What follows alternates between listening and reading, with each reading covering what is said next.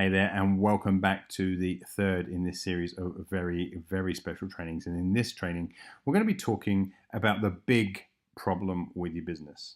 And I'm fairly certain as we go through it, you're going to come to see that the big problem with your business is not really the one you think it is. It's not that you don't have a really cool funnel set up or a really good sales script or any of those kind of stuff. There's some other stuff going on. And I'm hoping that's become evident in the first two trainings, where you've come to realize that, actually, maybe I'm not the same entrepreneurial type as everyone else, and maybe kind of that's not the best way for me to go about it. And in the last training, we started to look at what was contributing to your invisibility and whether you were truly in alignment with your real entrepreneurial type.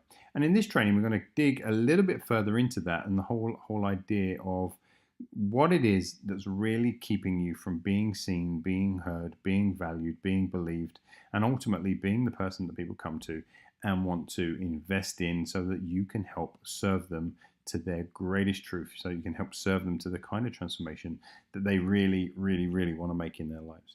So, look, if you're struggling at the moment, if you're not getting the kind of clients that you want, your business isn't full of dream clients, and you're not making the dream money and living the dream life, it's not that you're not awesome at what you do, or at least I hope not. I'm gonna make an assumption about you and everyone going through this training that you're actually really good at what you do, because to be honest, that's been my truth. Yes, we're all at different levels and different layers of the educational spectrum and the experience spectrum, but I've not really met coaches who are crap at what they do. Right, so I'm going to assume that you're already awesome at what you do. And it's also not that you're not getting great results or giving a great experience. I'm sure that your clients get good results, and I'm sure that anybody who does this work, and particularly kind of heart-centered people like the enlightened or the expert entrepreneurs, they're really, really focused on having a really great experience, not just smash and bash and trash and thrash them into getting results. So I'm sure that's not really the problem. And it's not that you're not showing up and creating content and stuff. I'm fairly certain that you, like most people who've reached this point of coming on a seminar or workshop like this, have come to realize that you're showing up a fair bit. You're putting content out a fair bit. You're maybe shooting videos and YouTubes and writing content and putting out memes and trying to podcast and doing all of that other stuff, right? And maybe there are periods where you don't do it as much, but you are ultimately you have been showing up. So it's not a case of that. Now the real problem is that your service is great, your results are awesome, you post, you video, you podcast, and you do all that other stuff, and yet you're still invisible. You're invisible. Invisible in a very real sense, as in, there are hundreds of thousands, maybe even millions of coaches out there posting their stuff and telling the world about, what they can do and how they do it and all the rest of it. And you have just melted into the background, and you're just another voice, and you're just another me too. I'm not saying that's who you are in reality, but functionally out there in the world, you've disappeared. You've become invisible. Okay, and if that is you, if it sounds like it feels like yeah, that's me. I've been posting, I've been blogging. People, I've got in tumbleweed and crickets, and people hardly ever engaging with my stuff. Or if they do, I get people telling me that they like my stuff and my posts are great, and that really got them thinking. But damn it, nobody ever really steps up and buys from me. They never move to the next layer. Well, this training has definitely been put together for you. Then dripping over my tongue there. Because you've become invisible, and because the way that you're showing up and the way you've built your business and the way you've started to message in the world is a way that is encouraging invisibility. And this is a really important factor. Just understanding that none of us are invisible by default. Okay, so no matter how good you are at the thing you do, no one ever gets to know. And even those that do don't really understand it and value what you do, right? They know you're a coach. People meet you all the time. Oh, what do you do? I'm a coach. And they either kind of already believe that they have an understanding of it, or they don't really get this whole coaching thing and thinks, well, do people really pay just to have a chat and all that kind of stuff? And very few of them ever really want to step up. So invisibility really sucks. It really sucks. And that's the bad news. But the good news is that invisibility isn't actually our natural state. It's not a default setting that we have to work our way out of. right? So, you might be sitting there thinking, yeah, I've been invisible for ages. As you're describing it, people don't see me, they don't hear me, they don't engage with me. Nobody really gets me. People don't seem to believe me enough to want to pay me money. Yeah, I've been here for a long time. And that may persuade you that that's something that you've got to get your way out of. But the truth is, invisibility isn't your natural state that you have to get out of. You have to actually and actively create invisibility. Let that one sink in just a little bit. You have to create invisibility. Okay, so there's not things that you have to do necessarily so much to stand out. There are things that you have to do to blend in, to disappear. And it actually turns out that we have to work really bloody hard to create invisibility too. It's not just something that you suddenly decide one day, oh, you know what, I think I'll be invisible today, I'll disappear from the world. You have to work hard at doing it. So back in a former life, I wore green and I carried a rifle and I occasionally blew things up, right? I was a soldier, and I loved my military life. I did, I was involved in some great units, did some great courses, and had just the most amazing time. But the majority of my training, and the bit that I liked the best, by the time the last role I was engaged in before I left the forces altogether, was like hiding in holes and doing surveillance and target acquisition, right? Target reconnaissance. So this is lying in holes and basically being trained to either spot targets, plot enemy troop movements, call in airstrikes, artillery strikes, all of that kind of stuff. And you'd normally work in very small patrols, like 4-man patrols, who are designed and kind of trained to infiltrate behind enemy lines and all that kind of stuff. It was really cool training. I really enjoyed it. It was a lifetime ago, and I won't bore you with everything that the job entailed. It's not really about that, except for this one skill that I was expected to master at a very, very, very, very high skill level, indeed, that all soldiers are taught, right? So whether you're in kind of high level reconnaissance work, or whether you're an infantry grunt, or whether you're and I say that kind of I'm not putting down anyone who was infantry listening to this, but whether you've driven trucks for the army or any of those kind of things, regardless, every single soldier is taught this same set of skills, but to different levels. And it's what we call camouflage and concealment. Okay, so right there in the middle of that picture, you can see, hopefully you can see, there's a sniper laying there, right in the center of the picture. Mostly what you can see of that sniper's position there is just his weapon, right? That's it. It's sticking out because of something that I'm going to discuss in a second, right? So, obviously this picture has been staged, and it's been staged to actually show how you can blend in. But a true sniper wouldn't be laying out in the middle of a clearing like that, of course. But camouflage and concealment is the bread and butter of all soldiers training, but particularly those people whose job requires them to melt into the background and disappear, right?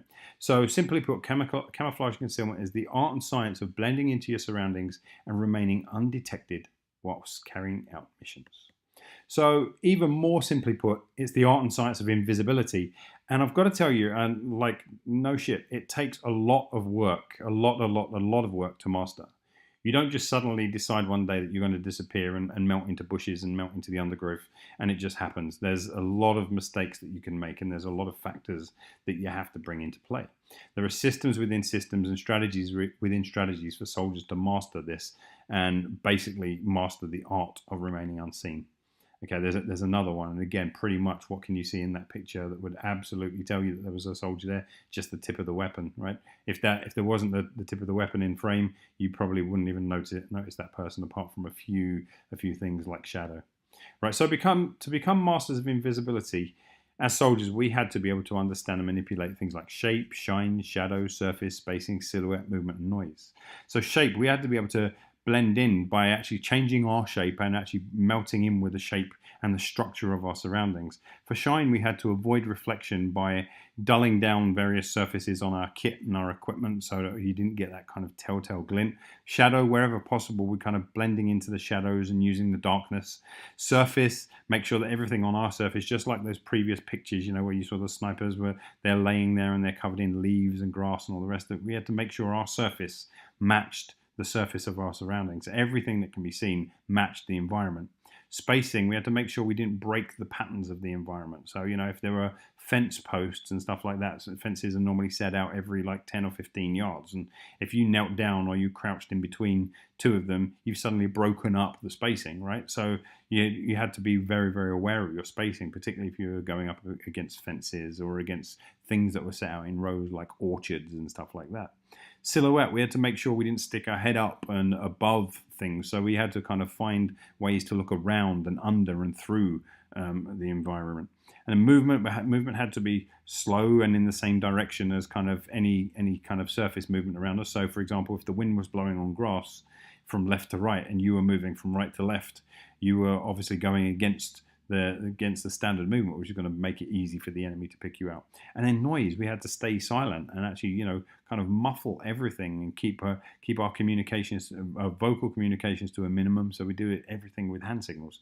So you're probably like, okay, so what's all this got to do with me? Well, here's the thing. If we were to get any one element wrong, our cloak of invisibility was gone and our team would be compromised. All right. What this has got to do with you then is actually starting to demonstrate that this was a very active and engaged process. We couldn't just be invisible because we wanted to be, right? Wouldn't that be cool? You just walk through a forest and you literally pull a literal invisibility cloak over you and you just disappear. Well, that's not possible. There's so much, as you've just seen, and I really ran, these are in some of the courses I did. This was weeks and weeks of training to master this. It wasn't just like a little conversation like I put it to you. So any one element wrong and the cloak of invisibility was gone. What that means then is if you're invisible in your marketplace, you're doing a lot of, air quotes, the right things to stay invisible. Because if you just get rid of one of those things, like here's a soldier who is amazingly well camouflaged. If you look to the right-hand side of the picture, he completely blends in with his background, right? But if he gets one thing wrong, and again, this is a stage picture, no sniper worth their salt would be making this mistake, right? But his shape has blended into the background, his shape, right? Kind of, he's not shining, there's no shadow, there's no surface, the surface matches, silhouette, there's kind of, he's blended still, right? We can't see movement and we don't know about noise, right? But now look at the rifle. The shape is standing out from the rest of the environment, right? It's shining, or at least there's a dull matte shine coming off of the weapon that to trained eyes would be able to pick them up, right? The surface is different to the rest of the weapon, and it's breaking up the spacing. Look at those perfect straight lines of a rifle against all of the rest of the irregularity of the background. You get the picture, right? So no matter how good his camouflage is on himself, it's easy to screw up staying hidden, to screw up staying invisible if you don't follow all of the invisibility principles. So it takes a lot more work. It takes a lot more work to stay hidden when you're in plain sight than simply allowing yourself to be seen, right? You've got to actually work at it. You've got to actually work at disappearing. So if you think about the same principles I just shared with you, shape, you have to suppress your natural tendency toward freedom and conform to the shape and structure that others say are normal, right? So the shape of your business, the shape of your life, and maybe even the shape of yourself, right? But how you've structured things for yourself and your business, structure and shape are synonymous, right? So how you've built things for yourself. Have you built them truly for yourself, or have you built them to match the shape that other people tell you that a coaching business is supposed to look like, or a good relationship is supposed to look like, or a good life is supposed to look like, or whatever, right? Have you matched that? Or is there are you clear that there's a natural tendency about the way you'd really want to express yourself and your freedom, but you're kind of off track from that because you really feel that you're supposed to, or you have to do it a different way? Shine. Well, we have a tendency to dull down our natural passion, our natural energy, enthusiasm, and joy to match the normal expressions of other people around us. And you notice, like in these slides, I'm putting up natural and normal, because natural is who we really are and what we really feel and what we really believe, and normal is what everybody else is doing, right? Kind of, that's the standardized approach. As it turns out, natural and normal are, they are usually complete opposites. And most people are trying to be normal. And what I've noticed is that the people that are doing their best at standing out in life and having an outstanding life generally tend to be those who are operating from a position of just trying to experience themselves as their natural selves. But look, so Shine, we tend to dull down energy, passion, enthusiasm, and joy to match the natural expression. We don't want to look like the weirdo who's like kind of seeing possibility and power and promise and all the rest of it. So we dull it down.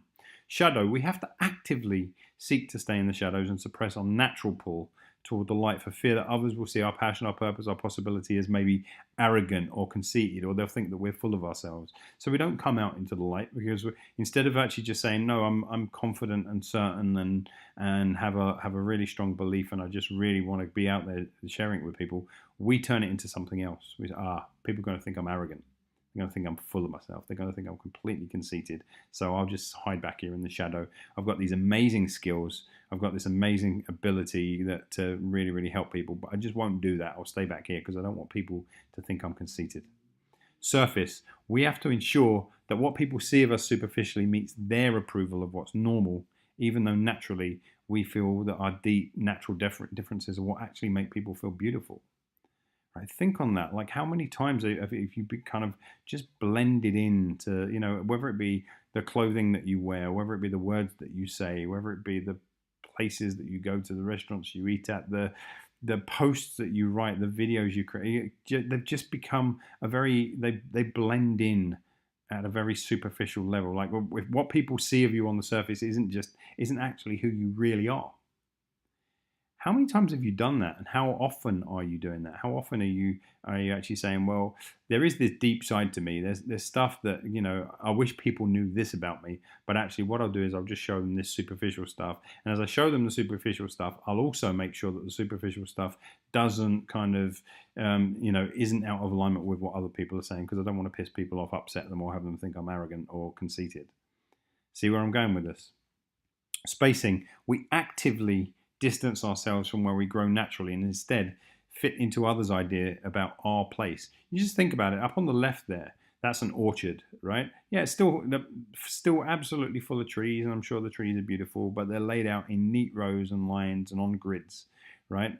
Absolute perfect alignment. Everything designed to make everything else fit in and kind of conform. Now to the right there is a forest. It's just natural. Acorns and various seeds drop on the ground, and trees grow where the light hits them, and that's pretty much it, right? Kind of what's natural takes place. Have you become an orchard? Have you become the equivalent of an orchard? Yeah, you're trying to grow, but you're growing in a conformed straight line with other people, right? It's very, very common, and this is what I mean by spacing. A lot of people actually only know their position in the world because of the position of, in this case, the tree next to them. Okay, am I doing it right? Am I doing it wrong? Am I big enough? Am I small enough? Am I taking up too much space? You become part of an orchard as opposed to part of the forest. Silhouette, just like the sniper, we stay down, we keep low, we keep our heads down to avoid putting our heads above the parapet and drawing attention, right? And again, this is where we're not like stepping up and speaking up for ourselves, or fearing this idea of drawing attention to ourselves in case somebody takes a shot at us. Right? But unlike the sniper, we're not really in danger of losing our lives, right? It might feel like that at times, but we're really not. Movement, we're super careful of our movements, making sure to go with the flow rather than swimming against the stream for fear of splashing others, to stick with that metaphor, right? We do, like, where are others going? And again, it will show up, whether it be in our businesses. Well, what are they doing? How are they building their websites? What does their funnel look like? What posts are they putting up? What posts are getting most engagement for them? What's the right way? And so many different ways that we just go with the flow instead of actually saying, you know what? Here's something I really, really, really feel moved to speak about, something that's really personally, deeply important to me, and going with that. Well, many of us, we just don't feel we have the ability to do that, and that's another area where we blend in. And noise. Right? For the sniper, they have to keep themselves silent so that they're not going to get found out. But we don't have to. But we remain silent on so many things that are so very important to us. We keep our voices low. We speak in hushed tones just in case others don't like what's being said. And yet, isn't it interesting? Because there are plenty of people out there that are saying exactly what they want to say, regardless of what we think of it. And yet we've chosen this idea that actually, no, there's ways that I think, there's ways that I feel, there's stuff I really feel compelled to say, but actually I'm just not going to, because I'm gonna stay silent and hidden. Can you see how active a process this is to become invisible? For the sniper, invisibility is vital. They might die if they get their camouflage and their invisibility strategy wrong, right? But the trouble is, for anyone else, the opposite is true. All of us, we die just a little bit more every single time we bite our tongue, we put our heads down, we blend into the background, and we wrap our invisibility cloaks tightly around our shoulders. We just die a little bit more. And not just because being invisible makes it so much harder to grow our businesses, but because it makes it so much harder, basically impossible, to grow ourselves. It makes it harder to grow ourselves. When we become invisible, it's damn right impossible to truly grow ourselves, because if we're going to stay quiet and we're going to melt into the background and we're going to do all of those things that hide us from the world, how can we possibly grow? Growth is always, always, always done in the light. And in fact, if you think about it, if you really wanted to kill any living, growing thing, the process is pretty simple, right? Fairly simple, other than just pulling it out of the pot and stamping up and down on it. But if you really wanted to kill a growing thing, you don't even have to do that. You don't have to actively do anything to kill something, right? You keep it in the dark, right? Just put it in the dark, refuse to nourish it, and leave it alone. That's it. That's actually how you kill something, right? You keep it in the dark, refuse to nourish it, and leave it alone. It's no different with humans. Place them in the dark, hiding everything that's important to them out of view, and everything that's important about them out of view. Encourage them to remain unseen, staying hiding and playing small. Refuse to nourish them by refusing to allow them the things that are important and bring them joy. And leave them feeling all alone by making them feel that they aren't understood, believed, valued, or cared for. See how it works, right? It sounds familiar, doesn't it, right? That's exactly how we kill ourselves. And I know maybe this has taken a little bit of a dark tone. You're thinking, damn, I thought Dex was going to talk to me about growing my business. Well, I am. The invisibility that you're experiencing around your business is from hiding yourself in the dark, failing to nourish yourself, right? And failing, leaving yourself alone, or at least feeling like you're in things all alone because of the way you've actively structured your invisibility. And I just want to keep coming back to that again and again and again. You have to actively hide. It's not a passive thing, right? And this is, for me, it's such an important thing because it reminds me over and over and over again that when people aren't seeing me, it's because I've done something to disappear from their sight, right? I've done something to become invisible. When they're not hearing me, I've done something to mute my voice. It's not a case of that people can't see me and can't hear me. But there's this feeling that the world is, and the marketplaces are overpopulated. There's too much competition. And it's simply not true. There's always been lots and lots of competition for absolutely everything, but there's always one or two, or there's not just one or two. There's always brands and people that stick out and that people absolutely identify with. When you really understand what's going on, it's not that they've done so much to stand out. It's that they've actually done so much to make sure that they're not wrapping the cloak of invisibility around themselves. Shape, shine, shadow, surface, spacing, silhouette, movement, noise. Right? All of those factors that so many of us actively wrap around ourselves, they've decided to go the other way and make sure, I've got to make sure I'm not doing that. I've got to make sure I'm not doing that, and so on. Okay? Look, there's a lot more I could say, but I'm hoping that you're getting the message I'm trying to put across here, right? That you're not invisible because of things you aren't doing. You're invisible because of things you are doing. You have to create invisibility. It doesn't just happen. And I hope you're seeing too that this is costing you much more than just a few clients and a bit of your business success. The invisibility cloak affects absolutely everything in your life. To greater and lesser degrees, of course, but still it affects absolutely everything. That means if you're playing the invisibility game, if you're working at it, there's probably parts of your personal relationships and your family life and your kind of you name it, across your entire life, invisibility will be affecting you negatively. Truth is, we all want to be seen. And if you're sitting there going, I don't want to be seen, it's one of the most terrifying things in the world. It's because at the moment you've put yourself into a situation where you believe that what you get seen for isn't going to be accepted, cared for, respected, and all the rest of it. And I get that. But that just kind of supports what I'm saying here, that how much this invisibility is affecting your life, right? And it's being fed by three main challenges that cause you to disappear into invisibility. The first is competition and comparison. That's looking outside of yourself for acceptable ways to express what's inside. And when you think about it, that makes no sense. And yet that's exactly what we spend our time doing. There's ways we think, ways we feel, things that we believe that we then, before we open our mouths, before we express that to the world, we look around and we say, how are other people doing it? And is my way as good as theirs? Is it clear as theirs? Is it better than theirs? Am I doing it faster than theirs? Is it shorter? And we start to compare and compete over and over and over again. And this is actually one of the areas that feed our desire to remain invisible.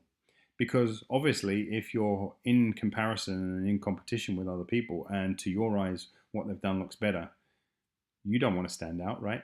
Because when standing out, you're reminding yourself that yours is not near the same standard of theirs and all of that kind of stuff. So competition and comparison, these are some of the biggest threats, some of the biggest challenges we face. Second, confusion, creating and feeding distraction in the world by not having a clear and compelling message that you're committed to sharing. So there's a few elements to this, right? First off, in order to actually share anything, we need to create it. We need to actually create the message. And most people have not really thought about what it is they're actually trying to say to the world. Sure, they create products and services, and they've got their little bit of marketing spiel that kind of tries to match the message to the market and all that kind of stuff. But I'm talking about something bigger than that. I'm talking about an overriding philosophy and principles that you're sharing with the world that they can get again and again and again. Is it communicated in a clear way? Is it communicated in a compelling way? Now, when I say compelling, I'm not even saying compelling to other people. Are you finding it compelling to share the message? And are you committed to sharing that message? Because if you're not, what ends up happening is that you get a bit of a middle of the road message that isn't necessarily compelling to you. You're saying the stuff that you think you're supposed to be saying. And because you're only doing that, you're not really committed to it. So you share it in a kind of a haphazard kind of fashion.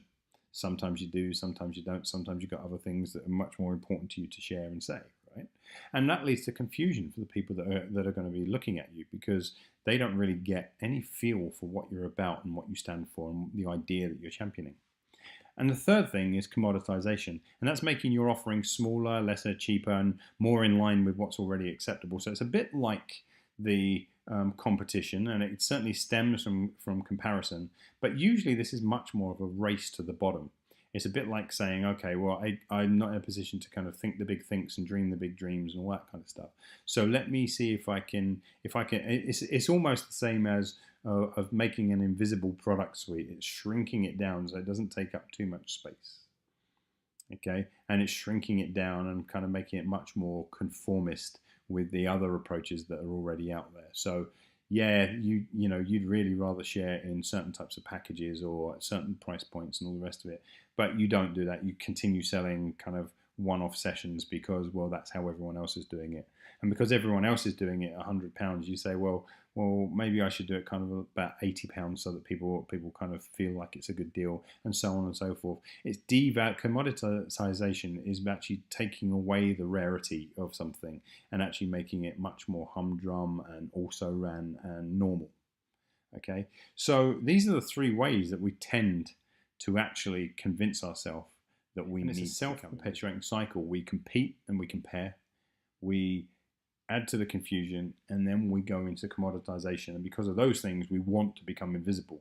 Because we're invisible, we start to compete and compare, put out confusing messages, and fall further and further into the commoditization cycle. You can see it's self-perpetuating, right? It's an ever-descending spiral that we're going racing to the bottom and going down and down and down and down. So the answer is, well, it's really simple when you think about it. It's a reverse. Build what you love. Not what you think people will want, not what you think people will buy or any of that kind of stuff. Build what you love. And I know that goes against the grain, and everyone's saying the very first step is you should go and find out what the market wants. Okay, well, I think you've already done that, and you've seen what the market wants, and that's encouraged you to go into the compare and the compete and the confuse and the commoditization. It's already done that. So build what you love. Because when you build what you love, when you truly love it, you will champion it and you'll stand up for it. And in building what you love, it brings you to the second step, which is it enable you to describe it in words that you understand and that you resonate with. And because you understand it and you resonate with it, you'll speak about it clearly and powerfully and in a compelling way. And number three is to break the mold. Put yourself out there in, I'm not saying to deliberately seek to be different to other people. I believe that the first two steps make you different to other people anyway. But break the mold, or at least walk up to the very damned edges of the mold and peek over. Right? Push yourself out as far as you can possibly go, but break the mold ideally in terms of getting away from what everyone else says that your particular market or your particular service or your particular way of delivering programs or products or whatever. Break the mold on that and say, what is it that I would really, really, really want to have in my dream program that isn't there at the moment because I've been talking myself out of it. But here's the thing. Most people listening to this will nod and agree and say this is inspiring, but sadly, they'll do little or next to nothing with what they've actually heard here. Why? Because what's persuading you to stay invisible, competing... Why? Because what's persuading you to stay invisible, what's persuading you to stay in that competitive and comparing mode and to stay small and fit in is not a business problem, it's something else. It's a shift or a series of shifts that must be made in order to break out, break through and break free of the cloak of invisibility that you've been wearing for so long and finally step into the light. What are those shifts? I'll tell you in the next training. I hope you've enjoyed this one. I hope this got you thinking. I hope it's got you seeing that actually above and beyond anything else, that invisibility is a created phenomena. It's not something that's just there. You're not stuck in invisibility. You're creating it. In the next training, I'll share with you the specific shifts that you need to take place to finally break out of that invisibility and finally start to make the impact, the influence, and of course, the income that you truly want. In the meantime, I encourage you to go back through this, look at it again, and ask yourself which areas are affecting you most. How are you actively creating the camouflage that's putting you under the invisibility cloak? Till next time, take care.